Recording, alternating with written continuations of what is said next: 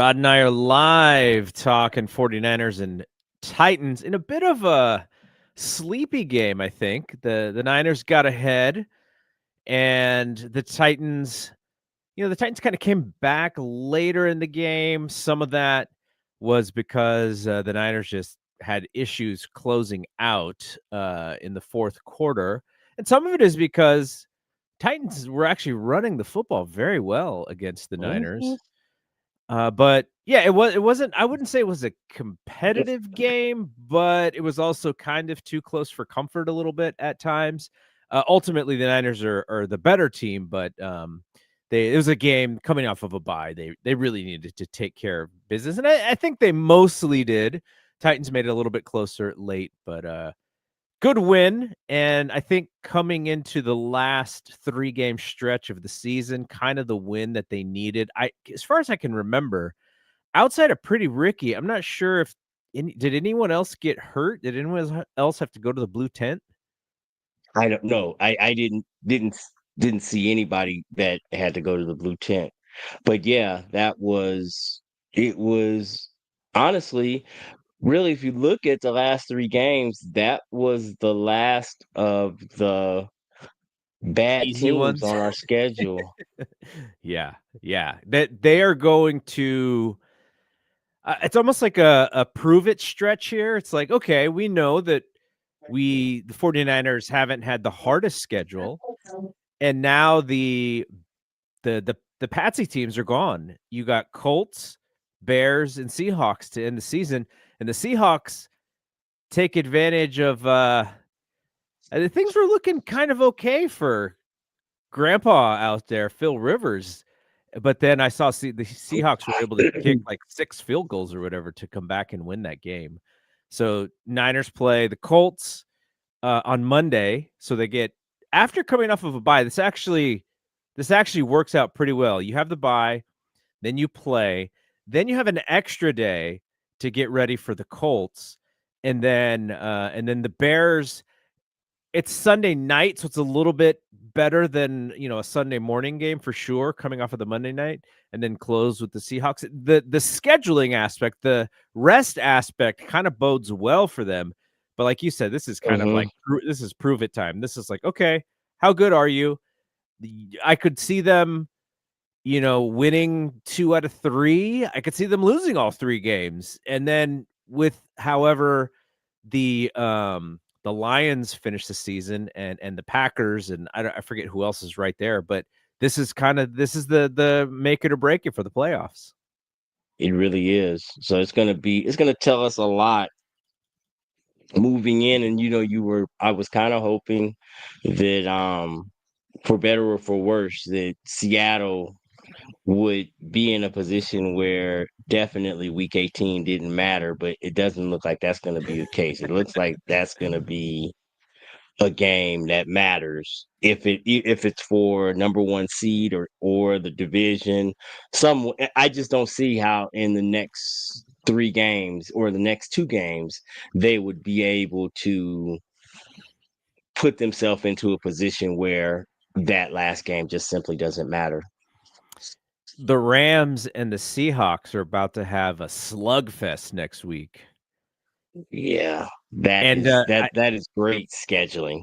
Devontae Adams, I saw he came up lame. He's got a hamstring thing. I was talking to Brad about this, and he was saying how he wasn't sure. It could possibly be without Adams just because of how crazy hamstring injuries can be. So, but yeah, And it's it's Thursday, tremendous. so Yeah. Oh, right. That's the other thing. So yeah. yeah, that's a big one. And I guess if you're the Niners, maybe you want who do you want to win that game? I have no idea. I really I have a hard time rooting for either of them.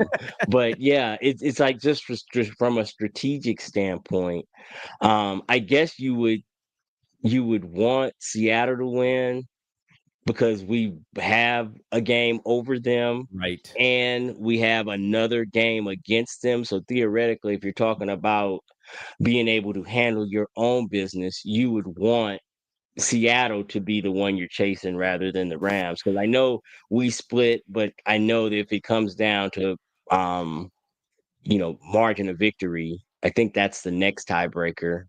They kicked our ass the second time. So Yeah. yeah, I think if it came down to it for the division, which as crazy as it is, we're just a game behind. You would want Seattle to be the one that we are being compared to for tiebreakers as opposed to the Rams, I would think. So that's why I would go with Seattle just on that score.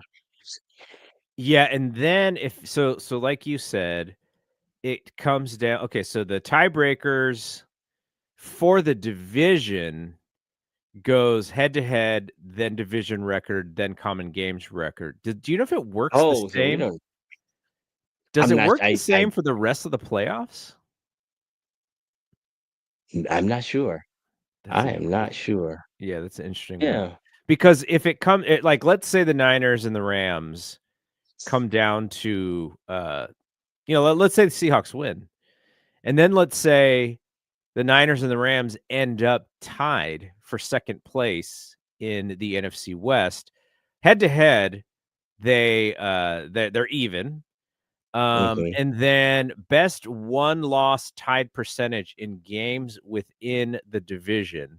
Currently, right now, the Niners are, I think they only have one loss in the division. They're Just to 4-1, the Rams.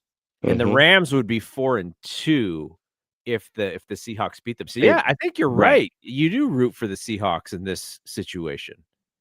Yeah. So, Yeah. okay, there you go. 49ers fans. Now you know who you're rooting for between the Rams and the Seahawks. We're rooting Seahawks here. Slinging Sammy Darnold, man. And we're rooting for him to throw some touchdown passes. All right. So I guess even before we get to the game today, when we were gone, we were on our bye week too. The Brandon Ayuk situation kind of settled itself. The Niners put him on the reserve or the pup or whatever you want to call it, the injured list for the rest of the season. So he's not going to see the field. And after the press conference today, Kyle Shanahan said the reason that they did is because they just haven't seen him in a long time. So he hasn't been at headquarters, and it sounds like there's been little or no communication. And I think we were hoping once kind of we saw the writing on the wall, it's like, well, they're going to cut him. Maybe he'll play. I don't think you and I thought he was going to play, but there was like some wondery about that. Is he going to play? And it's done. He is unable to play. The divorce is going to happen in the offseason. It's the last we've seen Brandon Ayuk in a 49ers jersey. Really unfortunate the way that it happened, and I'm sure someone will do the reporting after the season is over as far as exactly what happened and why it happened and how it happened and who's at fault. And then depending on who does the writing, you'll have to discern whether that writer is a little closer to the ownership side or a little closer to the player side. So we'll have to play that game. But I'm bummed because it didn't necessarily need to happen this way, but the communication and the expectation and everything just wasn't there, and we're not going to see this guy really show out. He's in the prime of his career, and he would have been Brock Purdy's number one target, and he probably, if they would have continued to play together, he's probably having great seasons with the Niners. And now you did all of that to stay with him. He got hurt, and it's all for naught because you didn't even trade him, and now you get nothing except for maybe some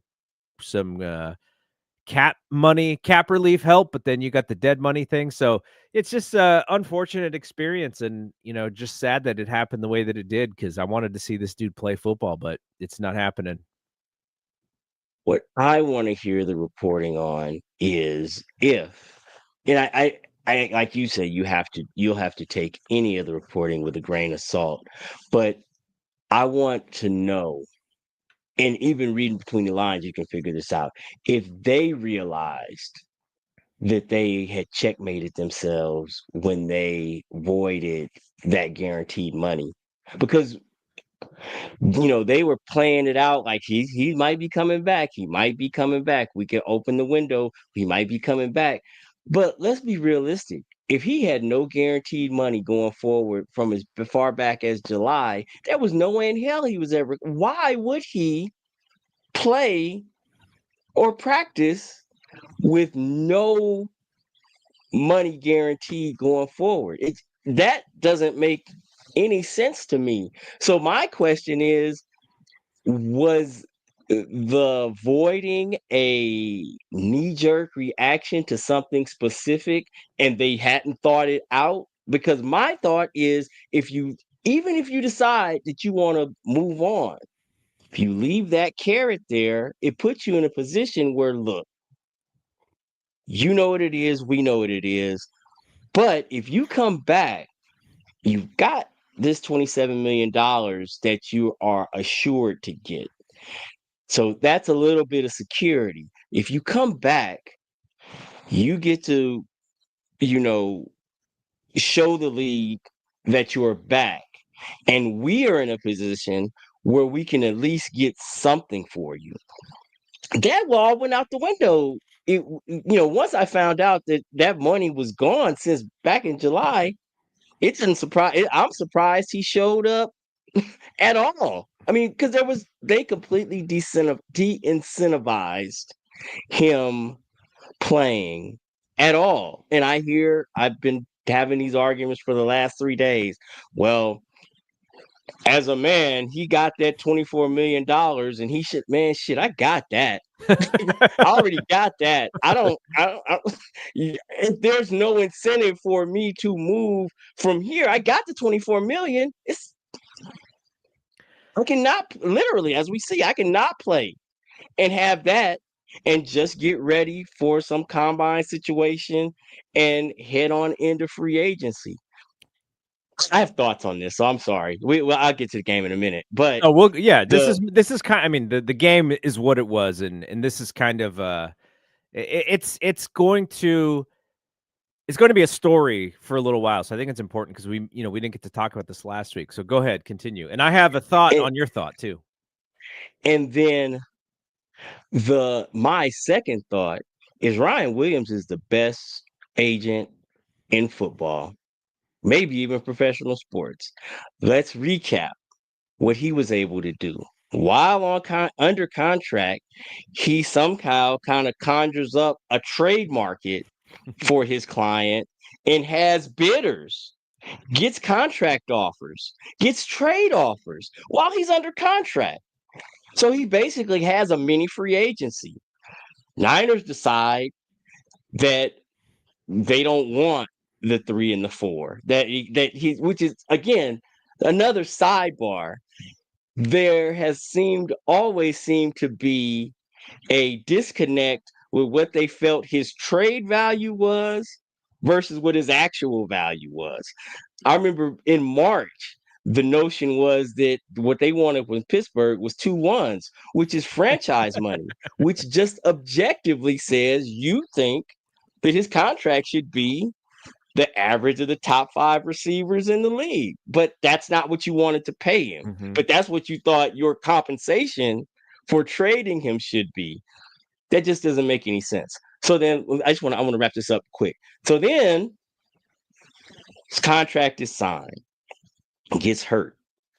He gets $48 million to rehab.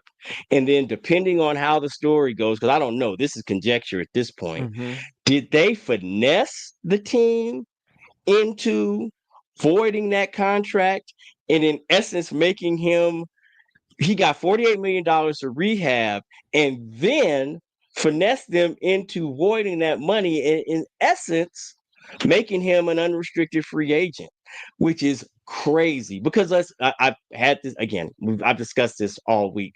So again, well, he's not a free agent. Well, look, where did voiding that money leave us? It left us with a contract that has zero value. Because when you take the guaranteed money look at it, if you look at it like this next season, he's like scheduled to play for $1 million because it was a low base salary with the $24 million in guaranteed money, which made it make sense. There's no way in hell anybody's trading for a contract that pays him $1 million next year because he's not going to play on it. So Mhm. why would I trade for a contract problem when I could just wait until June 1st or whenever you release him, and then we can just start our relationship fresh. And it can be lovebirds, and I can woo him. I don't want to start our relationship with that old baggage. So you're not trading it. So there's that. And no matter how you might try to create some sort of leverage, well, this contract, 'cause I saw something that Lombardi reported something like that um a few weeks ago, is that, well, without the guaranteed money now, the Niners might be interested in just keeping him. They're not doing this for another year. You know you're not doing it for another year. The entire league knows you're not doing this for another year. So now you're not going to trade him. You're not going to keep him. So you have to release him. So this has been an unmitigated disaster for this front office, and I would love somebody like Bill Simmons. I know he's not local, but whoever the equivalent, we don't really. I mean, I guess Kawakami would be somebody who I would trust that could do something that I would, because like Silver, I mean, he's got the access, but Yeah, you have to. Tim's not going to write something just because Jed York is going to be happy that he writes it. Tim is actually going Right. to be the opposite. He's going to be like, "Wait, if Jed York is happy I'm writing this, then this is probably wrong." Like that's how he thinks as a journalist. Okay, so Right. what I was thinking, very similar to how you're laying it out. I think it's one of two things, and they're probably related in some way. Now, here's what I don't know. Let's say BA was healthy. Uh-huh. He's under contract. He's healthy. What has to happen in which he is forced to come back to play football? What are the scenarios in which the Niners go, we are, we want this guy to play. Our doctors say that he's healthy and he is refusing to play. What happens in that scenario? And I'm not saying that that's happened, but I'm wondering where the who's got the leverage in that scenario.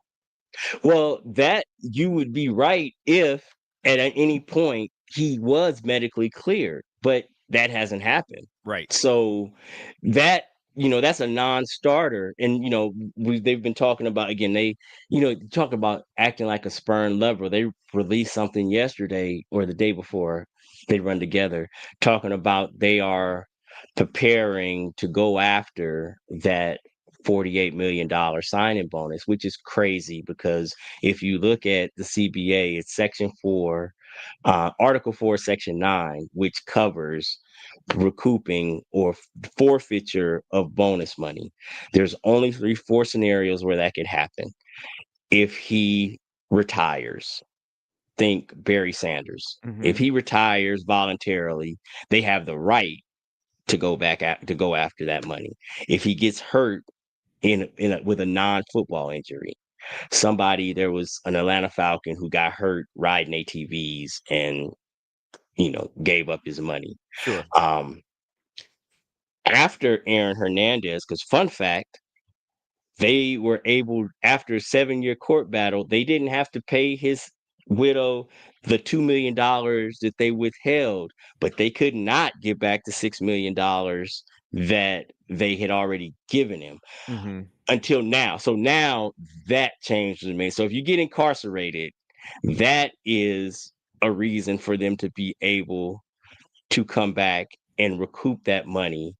And then the fourth one is holdout. If you hold out, they can go after that money. But according to the CBA, those are the only four scenarios that allow you to go after that money. So number one, he was hurt on the job, so that's a non-starter. And then if you wanted to make a beef about him not playing, he hasn't been cleared. So he could not, even if he wanted to come play or come practice, he would not be able to because he has not received medical clearance to do so. Okay, So who's doing the clearing, though? Is it his personal that's the doctor? thing. Is it the I would 49ers personal doctor? Because if it's the 49ers doctor and he's not at headquarters, how do they communicate whether or not he can actually play?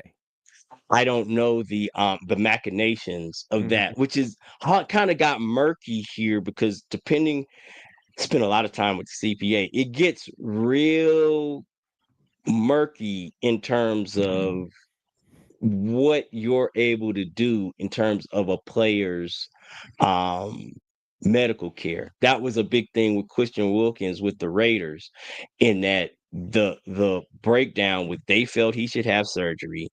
His doctors told him that he could rest and do physical therapy. And there was just loggerheads there. And I know that the ruling came back that they can't make him have surgery.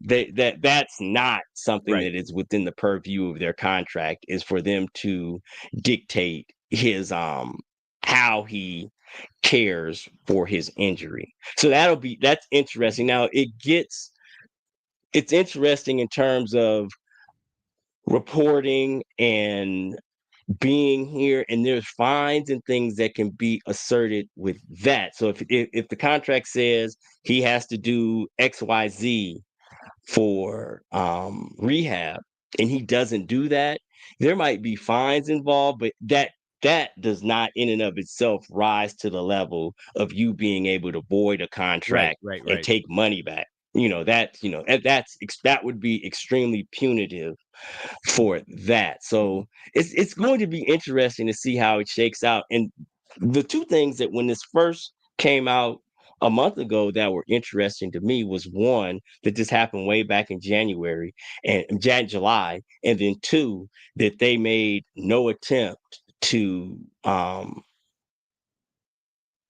file a grievance. Mhm. Apparently, the NFLPA was that this was an alley-oop grievance for them, but BA's team didn't want it, which appears to me like there was a forfeiture of $27 million in order to facilitate his release in Yep. unrestricted free agency, which I know fans hate that reading of it. But if that is the case, that is another brilliant move by his agent. Because can you imagine how many dudes in the league right now, if they could forfeit their guaranteed money to be an unrestricted free agent, they would pay for that deal, because like you say, he's 27 years old, Mhm. and there are like 7 or 8 teams that need true X receivers. And so he'll be the best on the market. And then the question that that has to be asked, well, is he healthy? My answer to that is based on all that you've seen by the way his agent operates. If he truly wasn't healthy, why don't you go after that $27 million as um a retirement gift? If you really believe that he's not going to be the same, you're not as you're trying. I believe I would be fighting for that $27 million, especially in a case where it's there. They have no recourse for taking that money. It was the appeal or the grievance. It was a slam dunk. The 49ers would have lost that, but they was like, nah, we good. We all right with them voiding it, because that means it's over Yeah. in essence, which So at this point it is. so my take is that, and who knows really who kind of pulled the trigger on what. And it's quite possible that the Niners saw what was going on and they're like, "You know what? Like, it is going to be better for us to get out of this contract too. So we're going to let all of this happen the way that they want it to happen." But the one thing that the Niners are really good at doing is shaping the narrative on the way out. Hmm. And we only have to go back to Harbaugh and Colin Kaepernick, two of the biggest things in a row where the player on the way out or the coach on the way out just got trashed to holy hell because of the way that it happened.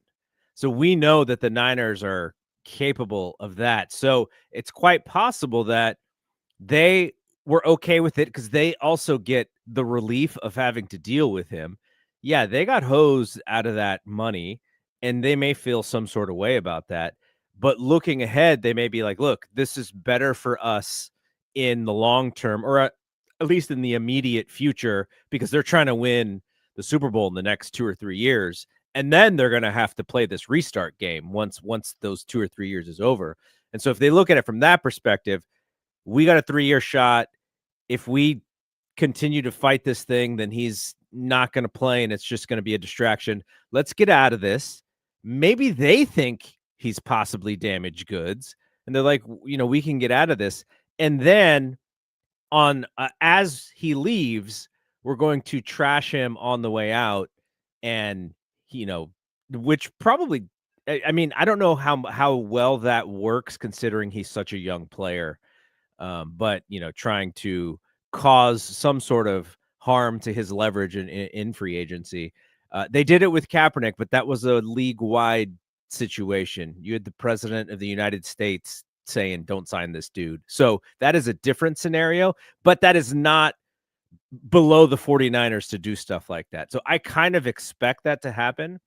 But I do think it is probably a cut our losses because this guy just does not want to be here. But then you go back to, could they, if they could go back in time to that moment where they had the Steelers on the phone, I'm sure they just say, okay, we're trading him no matter what. Like, that's just what we have to do. Knowing what they know now, you probably don't play this hand again, and you do that trade at that point. But it is unfortunate, but this is also the NFL. This happens in the NFL because of the way the contracts are structured. Some people, I mean, just look at the Micah Parsons situation. All the drama and surrounding that deal, and then he gets traded to Green Bay. Unfortunately, he actually got hurt today. It looks like he may be done for the season. But these players, in order to kind of dictate the scenario, they do kind of have to stick their neck out in ways that may not make them very popular because the fan bases are so pro team in almost all of these scenarios. But yeah, it's an ugly thing, and I'm sure BA's popularity may take a hit in getting out the way that he did. But all he has to do is go out there and get 85 catches for 1,200 yards, and he's back in the good graces of his team and of the fans of that team. And that's kind of how the league works. So I don't hope that he does poorly. I know there are people who want him to do poorly, but this is just the business side of the NFL that's always so tricky. So, but this is probably until the offseason, when I do expect the narratives to come out. This is probably the last time we really have to talk about him until then. And then he moves on with his career and figures out where he's Because going. it's over now. I mean, absolutely. Can we spend a few seconds discussing, or a few minutes discussing, something else that I think that is like that's a next year type of thing that kind of is intertwined with this game. It is, I think that, well, I think there's two jobs. One is not quite open yet, but it's headed that way. And this job, the Atlanta job and the Tennessee job, are both tailor made for Robert Saleh. They were talking I about just it on think the that broadcast. I believe. Oh, really? I wasn't listening with the sound on, because I think Cam Ward is a dude. I think that they've got their quarterback, and when you look at that division, I think they're a Robert Saleh division, a Robert Saleh defense, and a wide receiver, Brandon Ayuk, maybe away from being at least able to compete in the AFC South, which is not a very high bar.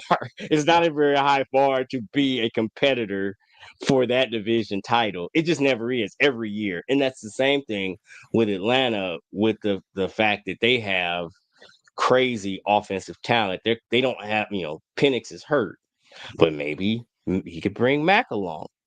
I don't know. But Atlanta has so much offensive talent. Again, I just think Robert Saleh is a difference maker. He's shown it this year. He can take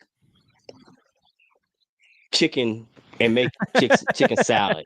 He really is a really, really good um defensive coach, and I'm willing to give him a pass on the Jets because nobody wins at the Jets, and that's Mhm. just a really, really dysfunctional situation. But I think these two situations are places where you can win, like, and you can win quickly because regardless of where you fall in the hierarchy of the league itself, you can be competitive in terms of making the playoffs through winning your division right now. Look, it looks like 9 wins is going to win the NFC South, and the Falcons look like they're going to win 7 games this year as constructed. I just think you throw somebody like Salah into the mix there, and they are instant competitors in that division. And the AFC South is worse, I think. And so I just think that those would be good opportunities for him because I have no doubt there's no doubt in my mind from after there was no doubt other than you kind of worry about the fact that they like kind of regressed with him under the Jets, but it really sounded like that was a shit show. And then he decided that he was going to take on Aaron Rodgers, and then that was pretty much the end of his time there. Wouldn't we Um, all want to take on Aaron Rodgers at some point? yeah, exactly. But yeah, I think he's a very good defensive coordinator, and I think he can be a very good head coach. And the thing about you look at what's happening in New England, he is the kind of guy that he will always be able to come back and be a defensive coordinator and be paid at the top of the league doing that. So it's not like he's taking some sort of huge risk by taking another $60 million contract. Because both of these situations are situations that have been proven that you can win there. Those are not dysfunction. They aren't the Raiders or the Browns or jobs like that, which I honestly think are beneath him. But I think these are two opportunities that where he could win, and I just think that he's going to get a job this hiring cycle. I think there are like five. There'll be like 5 or 6 jobs, and there aren't 5 or 6 candidates better than him. That New York job is a good job too, but I think that's radioactive in terms of him. Even if it was a good fit, there's Right, no way in right. hell they could hire him in New York. Immediately, the media is on him. Yeah. Yeah. The Yeah. Titans, by the way, if the Giants, the Raiders, and the Titans do not win another game this season, they all end up tied with 2 wins. The Titans would actually get the 3rd pick. So not only do you have Cam Ward, but you also come into 2026 having the 3rd pick in the draft. And if the Raiders, I don't know how the Raiders are going to win another game. They look really bad. The Giants could sneak in there depending on what goes on, but they're in the mix right there for a top 3 pick. So that is also attractive for somebody like Saleh is coming in. You just drafted the top quarterback the previous year, and now you get another top pick, and you can kind of retool in a division that's not great. Then you get the last place schedule at the same time for the following year. I could definitely see that happening. Which I mean, and again, that's why I am so much higher on him than I was, is because look, you can make the case that that that 2019 49ers defense, it was great. Those Jets defenses, even though the teams weren't good, they were good, but they had 3 all pros on those defenses. Mhm. He's had all pros throughout. So you could kind of say, well, I'm not saying that poaching well with talent is easy because there are lots of teams that underperform. He's never had a problem underperforming. But this doing what he has done this year, and the numbers aren't great. They are middle of the pack in most categories. But when you factor in who it is he's doing it with. That I think for both him and Kyle, this is some of the best coaching. Now they've both won at a much higher level than this team. Because I mean the record is what it is, and I'm not going to shit on it, but this is not one of the best 49ers. This team is nowhere close to the 2023 team. So from a talent standpoint, but they've won, and I think that the fact that they have performed as well as they have with the talent deficit that they're working under makes it even more impressive. And to Shelvin's point here, if Mustafa catches the balls that are up in the air, I mean, maybe the Titans only score 10 points. There was a pick that he had. There was another DB, I forget the DB, who also had a possible pick. But then the great play where they got all the way down to the 1 and they scored that other touchdown. I think Mustafa, as that ball's in the air, he's got the better shot to intercept to make the catch than the actual wide receiver does, and then the wide receiver took it away from him. So some of this is younger defensive players who do not have that nose for the football and the turnover quite yet, and making plays. Just that has been a problem again, but that is why I think it's so impressive what they've done, because they even, like Michael Williams is a guy that is clearly talented. Alfred Collins is a guy that is clearly talented. CJ White, who had a heck of a game today. These are young guys that are talented, but just don't know how to play yet. I don't think that I'm not saying that, I've had people argue with me about, well, look at these plays that Michael Williams and Alfred Collins. But yes, I see it. I see Alfred Collins. I'm not Michael anymore, but I see Alfred Collins demolishing guards and crushing double teams.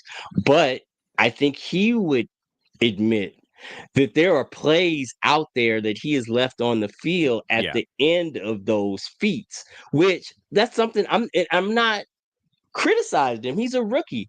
These are the first 13 or 14 games of his career. So I don't expect him necessarily to be Warren Sapp or Aaron Donald today. But at a certain point, you can't tell me that he's a future all pro without acknowledging the fact that he needs to start making these plays, because you don't become an all pro. And he has said that that's the standard. Well, you don't make all pro by occupying blocks or by defeating double teams or crushing guards and then just standing up over them. You have to, at the end of that, a play needs to be made.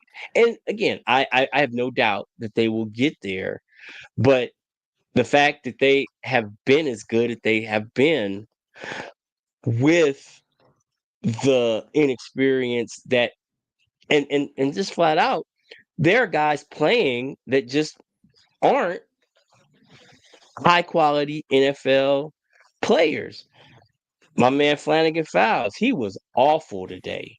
He was terrible. And Curtis Robinson wasn't much better, but great guy though. Walter Payton Award winner, shout out to that. But when Bosa and Warner come back, it just makes everybody better. Right. Right. And what you have seen, and why I have believed throughout this thing, they did the right thing. But I mean, Cleveland Farrell's played well, and that's great. But I am glad that rather than going out and just bringing in whoever's sitting on their couch, um, just letting these guys play and get the experience that they have. They look like they might have found something with Tatum Bethune. But then he'll end up being slotted properly once Fred comes back. Then he is, I don't know. I know I don't think he's a number 1 or number 2 linebacker, but I think he could be an excellent number 3 linebacker. So you found that. I don't believe that Keon White is a top of the rotation lineman, but maybe he doesn't have to be. If you got him for a 6-7 pick swap and he ends up just being a 6th or 7th man, That's a good find. So Mhm. I believe that, when people were talking about, like, for example, when Lake and Tomlinson became available, that's fine. If you want to sign him to the practice squad, that's cool. But I don't know that I'm crazy about taking reps away from Burford and Colby to because we know what Lake and Tomlinson is. Mhm. Mhm. I think this season, and the fact that they've been able to win along the way, seeing what you got with guys like Gifford and Burford and pick a name, I think that we'll be better off down the road. And I think you have to try to, you talk about the two timelines as a Warrior fan, you make people vomit. But Yeah. I think that you try to do the best you can to win this season, but you can't get like what we were talking about around the trade deadline. I don't think you serve yourself by throwing a bunch of draft capital at bringing in somebody who's going to help you this season. I think you try to do the best you can to win, make trades on the margins, sign free agents out there, and try to get as best you can, but you don't do it in detriment to your future. Mhm. I think Mhm. they've got a lot of good things going on here, and I think another good draft will we're better served by having another good, another crop of the, 200, picking from the 200 best players and bringing them in on 4 years on rookie contracts than we would be trading one of those contracts Sure. for a replacement level veteran who might be a better player this year, but ultimately is not in the future plans. Yeah, it seemed like they were only gonna make a move for somebody if that person was gonna stick around Right. for some time, and what they And were that makes sense. finding out is those were the players that everybody wanted, which jacked up the And price on all of and them. the price was high. Yep. Yeah. The price was just too high. And that's okay. Like apparently they were in on Jalen Phillips, but they were hesitant to do a third rounder. Which a third rounder is somebody who is supposed to be a contributor for 4 years. I mean, that is high enough. That's a high enough pick where even if it's just a rotation player, you don't want to trade that for a rental. And Yeah. I don't know that they were going to be in on re-signing Jalen Phillips at the number that he's going to make. I just don't think they're going to. I know we want a bookend for for Nick, but I guess we're hoping that's Michael. I don't think they're going to pay somebody else $30 million to be that. But I just nothing in their history leads me to believe that that was ever even an option. All right, let's get to this game. Yeah. I think that the game showed me 2 things, and the first I wanted to talk about Brock first, but then I thought, since we talked about Ayuk, we've talked about Jauan Jennings as a guy who is probably on his way out. But these last few games, he has showed why he is probably more valuable to a team like the 49ers than other teams. Not only from the pass receiving perspective, but also from the blocking perspective. Like I think there was a specific play where they just lined him up in the backfield. They were just like, you're just gonna play the fullback spot, and you're just gonna run through whomever is in your way. I thought, wow, this dude that's how they used him. That was cool. But I wonder if because of the BA situation, they look at Juwan's scenario a little bit differently. And if I'm if I'm reading the reporting correctly, Jauan and the 49ers were way far apart as far as what his value was to the team. You know, eh, maybe he was looking for like 20 million and they're like, "Nah, you're probably more towards like 9, 8 or 9." And then, at some point, can you meet in the middle? And they didn't meet in the middle.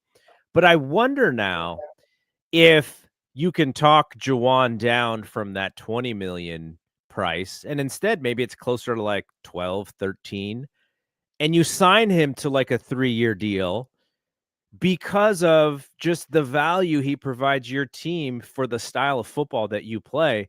The way that he played today, I was like, gosh, he is definitely valuable to this football team. And I hope and look, the cap stuff is the cap stuff, and a lot of decisions are not made strictly for merit. They are made strictly because of how the cap works and how much you can put in, how much money you can give to one subset of players because you've given this other subset of players so much money.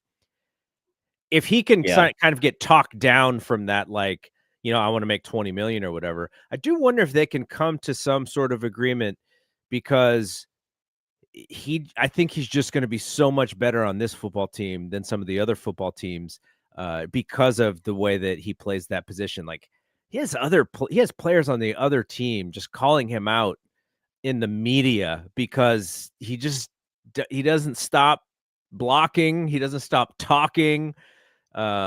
He's just going at guys, and that is the kind of player that I think works well in this Kyle Shanahan offense. I just wonder how much, and maybe there's a team out there. It's quite possible there's a team out there who's like, you know what, you're worth more than what they're willing to give you. But we'll see when that happens. But this is the first game all season where I was like, you know what, Yeah, they need to figure out I how to don't make think this that work.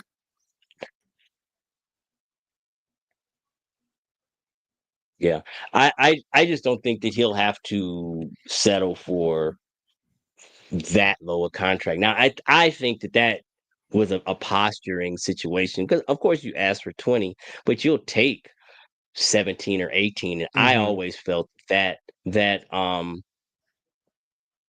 Darnell Mooney contract in Atlanta, he's different type of player, but a similar type player. And Rashad Bateman in Baltimore, similarly, those guys signed for between 15 and 18 million. Yeah, And maybe you get to 15. I think that's the market for Juwan. And I also believe that when you watch around the league, that the proliferation of this Shanahan or McVay style offense, there are a lot of places who would appreciate having a player like Jauan Jennings on their team. And he doesn't necessarily, that's one of the great things is for him to add value. He doesn't have to get 12 targets a game to impact the game. So I think that ideally slotted, he's always been ideally suited for his role in this offense. He's a wide receiver 3 that is like a 6 tight end basically. I don't believe that he was miscast last year due to injury as a wide receiver 1. I don't think that that's that you are again. Kendrick Bourne was a wide receiver 1 in New England. That doesn't make you a wide receiver 1. I don't think he is a good wide receiver 1. He's not a wide receiver 1 on a team that's gonna win anything. But I think that he can be a major contributor to a championship as a wide receiver 3 on the right team. Well, we know he can. Yep. We know he can. He is a Colton McKivitz missed block from being a Super Bowl MVP. So I mean, he definitely we there's proof that he can be that guy, and I would love to see him be here. And I would hate for Parag's number crunching to be the reason that he's not. Yeah, absolutely. He had like you just pointed out, he only had 3 catches for 37 yards, gets in the end zone twice. He dropped one late that would have been a really good play, but just I think he's better than his numbers are ever going to say he is, which is a hard thing to negotiate when it comes to Hmm. that stuff. But the other thing about this game to me was Brock Purdy, because as we've said all season long with the Mac Jones stuff, and we love Mac too. It's nothing against Mac, Mm-mm. but Brock Purdy with his legs created the opportunity for them to throw the football downfield today. He was 23 of 30 for 295 yards and 3 touchdowns. Ricky Pearsall shakes loose 6 for 96. Kittle shakes loose 8 for 88. And they didn't even play the dump off game to McCaffrey that much, which kind of tells you that they were able to throw the football downfield. McCaffrey only had 1 catch today. So that Brock Purdy's legs and his understanding of the pocket and the timing mechanism that goes on in his head, knowing when to escape, knowing when to step up. He did get crushed on one throw, which was a great throw, by the way. But his value, his legs are so valuable to the opportunities to make plays, because as we know, the offensive line is only getting to about 1 Mississippi, and then it's kind of like he's on the run. But this is the best game I think since he's been back, and it wasn't against the best team. Clearly, maybe against a better team, things don't happen exactly the same way. But man, this is why he is QB1. His escapability and his ability to throw on the run and to create plays and to have the receivers knowing, like, okay, Brock's scooting out. This is our turn to kind of change this route and just find an open spot because Brock's going to find us. He was great in all of that today. He really was. And 2 things. One, I think we as fans have to remember that you have to use healthy in air quotes. He's clearly well enough to be out there, but he did all of that with that mobility. You can't convince me that toe is still 100%. So I give him credit for that he is doing this with, I've just heard the turf toe is not something that really heals. It's just, especially if you don't do like Burrow did and just have the surgery. So he didn't do that. He just rested it. And now he's just out there gutting it out. And that's great. And then I think we've talked about this for the past several seasons. You see a maturity and maybe the fact that he is a little bit more judicious and less YOLO about his running, which is just something, is just the maturation of him as a player, because we talked about a lot, I know, in previous seasons, in the Super Bowl season especially, that it just always felt like that is a part of the game that for whatever reason, well, not for whatever reason, that Kyle, in an effort to protect him, really has never deployed a real RPO aspect of this offense, which again, clearly he is more than capable of running. So again, you are 100% correct. He was great today, and he did in big and small ways show why he is a guy that he's the guy. He's the guy. I think I was never on that Mac train, because I've got a Mac thing that is probably not 100% fair, but and I'm beyond this thing with Brock, and like they're like being a referendum after every game. Him throwing 3 picks, now all of a sudden quarterback no, he had a bad game. Yeah. He's the quarterback, for better or for worse. He's the quarterback.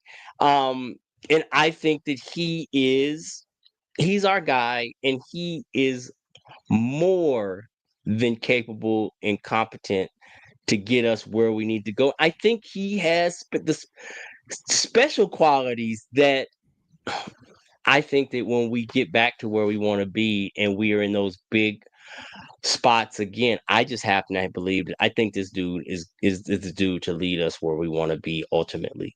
So yeah. I think he's a good quarterback. We don't have to talk too much more about this game because it was, it was a little sleepy. The thing that I wanted to talk about, though, was in the lead up to Indianapolis.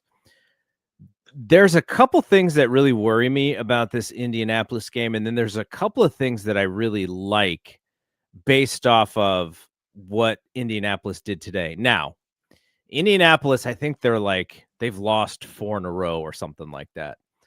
They're also 6-1 at home. So they play better now. Who knows how they play without QB1?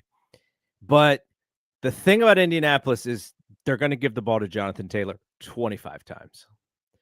As we saw today, this run defense can be pretty rough sometimes.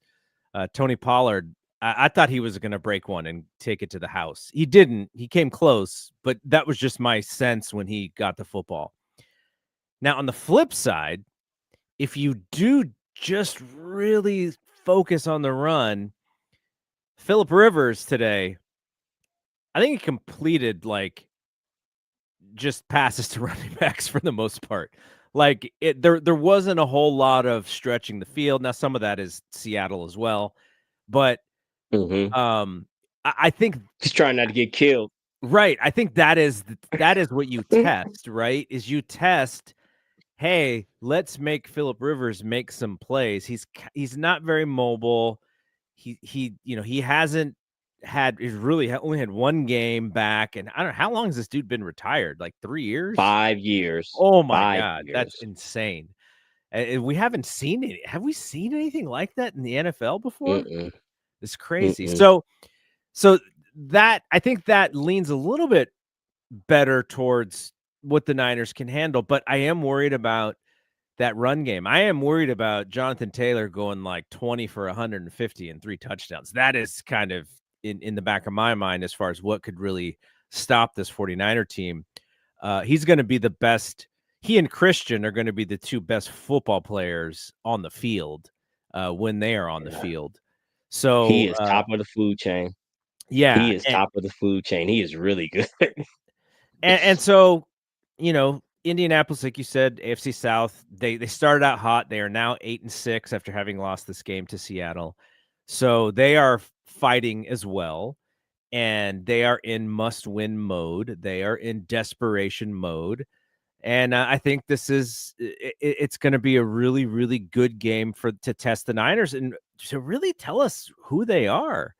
Can you go into Indy on Monday night and win a game? Because if you don't, now you're kind of in control of your destiny at this point, right? Like you are a Yeah. game ahead of Green Bay, and you are a game ahead, a game or 2 games ahead of the Lions now.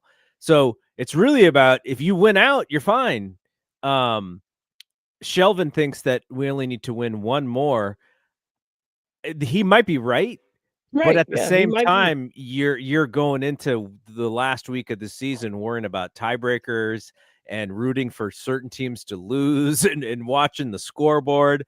And that can be fun. I would rather not have to do that. I would like to Mhm. clinch, the week before that so you don't have to worry. And then you can rest your players a little bit in that last game because you're going to be playing wild card weekend. So it's just some of those things. But what are your thoughts about this upcoming indie game? I am on board with you 100% about Jonathan Taylor, and then even more so is Tyler Warren because again, I people were shitting on D Winters during the game and his coverage. Well, I mean, he's one of the best coverage linebackers in the league when he's playing on 2 healthy knees, but he is Yeah. clearly not healthy. And Tyler Warren is a problem. He is a matchup nightmare for this team. And then kind of Philip Rivers, I felt the same way about him as I felt about Aaron Rodgers. Is in fact can you compare him to peak Philip Rivers? No. Can you compare him to the best quarterbacks in the NFL? Now, no. But is he better than Riley Leonard and Brett Rippon? Probably. I would say yes. So that is where they're at. Is I would much rather be facing Riley Leonard or Brett Rippon than facing Philip Rivers because I know what I know for sure is that whatever the 49ers show him, he's seen it a million times and he's going to make the right decisions. Now the question becomes physically, how does he hold up after being hit 3 or 4 times. But if I Mhm. looking at this box score, I didn't get to watch. I didn't get to watch any of that game because I was watching our game. But just looking at this box score, what's telling me is he's not giving you much of much like Rodgers at this stage of his career. He's not giving you an opportunity to hit him. He is just deciding where he's going with the ball and getting the ball out of his hands. So the question then becomes, how do you cover? Are you able to stay covered up and blitz or do whatever it is to try to stop him from just nicking you to death? Also, with the knowledge of you probably have to have 8 or 9 in the box to deal with Jonathan Taylor because you know they did not. I thought coming into this game that Spears and Pollard would play a much bigger role than they did, but I can guarantee you, like you said, you can just mark that down. You can mark 25 carries down for Jonathan Taylor. Yeah. There's nothing that's going to happen that's going to make them go away from running the ball. And so the question then becomes, what are we able to endure and um stop him? Yeah. Because like you say, this it could get ugly fast with this dude because he's everything. He's a thumper, but he's a thumper who could break a tackle and take it 70. I mean, Yep. so it really is like you say, I had it's funny that obviously we were watching the same game, but I had that feeling on several occasions that Pollard was gonna bust one. And given the opportunity, Taylor will. So that it's gonna be the fact that is it a 10 o'clock game next week? No, Is it Monday a night. morning game? Oh, okay. Well that helps. That helps that, we get that whole extra day Mhm. and it's a night game. So that I think that's better for us because I mean, I as think a that just makes it more fun for sure, having a right, Monday night right. game. So Mhm. Shelvin's making me feel a little bit better because the Niners. So it goes Niners right now. The playoff picture has the Niners 6 and the Packers 7. Mhm. Below the Packers at 8 are the Lions. So the Lions would have to jump up 2 spots to knock out the Niners. And I think we actually have the tiebreaker. So let's say we go 1 and 2 and they go 3 and 0. If we end up tied, if both of us end up tied at 11 and 6, I think we hold the tiebreaker because we would have the better divisional record. They already have 3 losses in their division. So that would be, the Niners would actually win the tiebreaker there if I'm reading that correctly. So if the Niners only need to win 1, then you got Indy, you got Chicago, you got Seattle to win 1. Still, there's not an easy game left. They're all gonna be tough games, but if you play it as in you gotta win 1, then at least it looks like, if I'm reading this correctly, that the Niners probably can just clinch by winning 1 game. I sure wish that Bears game had been in September as now, but they are getting better and they are starting, they're using Rocky parlance. They're starting to believe, man. They're gonna be a problem, man. They are good and they've got a big game this next week. So we'll Ben see. Johnson should just say, I'm just gonna take my shirt off every time we win. That seems to fire them up. They seem to love that. Coach with no shirt on. Um, uh, all right, so yeah, we'll be back, next Monday after Okay. Niners I'll Colts, be ready. and, I'll be ready and fired up to go. yeah, it's Coming gonna back be. after a win, Look, hopefully. I think we're all pretty realistic expectations for what this football team is, but at the same time, like we've been saying, you get there and then it's like, hey, you have a shot, and that's You're really all playing with that you house want. money at this point. I Yeah. really believe that. I believe because I am not a a binary all or nothing fan. Well, did you win the Super Bowl? Well, Right. man, look, 31 teams don't win the Super Bowl.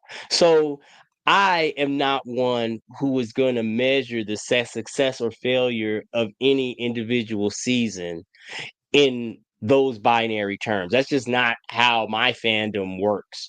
But because already they have done enough to make this a successful season Yep. in my book. They have played and won way more games than you would have reasonably expected with the amount of injuries that they've had. Um, and so even to right now, even if they lost all three of these games, I would still chalk this up as a successful season. Um, Obviously, I don't want them to lose the next three. And Yeah. again, I'm not one that says that they win all three. I am again, I my fandom doesn't allow me to even think about, well, maybe they can win 7 in a row. Okay. I mean, that's just not. It would be great if it happened, but I just I think I have a pretty clear understanding of what this team is, and they play hard, but we're going to get to a place in this season where we're starting to play teams where the talent deficit is going to show up, and there's nothing, and that's fine. I think that I saw something that's like we're like a 98% To of make the getting playoffs. in. Yeah. So I mean, we're gonna be there, and I would be happy if we just go in and we in the last quarter, the last 4 minutes of that wild card game, we're in it. Yep. That's great to me. However it turns out, I would hope that in these playoff games, however many of them that we have, that we are just competitive. And from what I have seen this this this season, that unless you just get jumped on like the Rams jumped on us, if the games are close, Saleh and Shanahan are going to be able to make calls that if we are in a close game, they can win these games for us. And that, I mean, hell, man, that's all you could ask for. That's all. Absolutely. That's all I expect and ask for. So I'm Ar excited for the next month of the season. I Heck think yeah. that it's gonna be. I think it's gonna be good. I think it's gonna be great. All right. Want to thank Shelvin for hanging in there and chatting with us, and also the other folks who are watching live on the channel, but Hop we're not in. chatting. Yeah, hop in exactly. I hope everyone's having a good December so far. The next time we talk will be like 3 days before Christmas, which is nuts. So yeah, so we'll see everybody next Monday night for Niners and Colts. And for Rod, I'm Double G. We will see you when we see you. Peace out.